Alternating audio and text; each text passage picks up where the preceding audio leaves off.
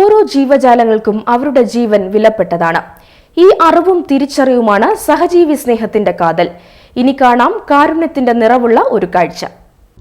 ഓരോ ജീവജാലങ്ങൾക്കും അവരുടെ ജീവൻ വിലപ്പെട്ടതാണ്. ഈ അറിവും തിരിച്ചറിവുമാണ് സഹജീവി സ്നേഹത്തിന്റെ കാതൽ. വൈദ്യുതി കമ്പിയിൽ ഇരിക്കവേ ഷോക്കേറ്റ് താഴേക്ക് വീണ മൈനയെ രക്ഷിക്കാനുള്ള ദൗത്യമാണ് ഈ യുവാവ് ഏറ്റെടുത്തിരിക്കുന്നത്. കരുനാഗപ്പള്ളി പന്മന ഇടപ്പള്ളിക്കോട്ട ജംഗ്ഷനിൽ നിന്നുമായിരുന്നു ഈ കാഴ്ച.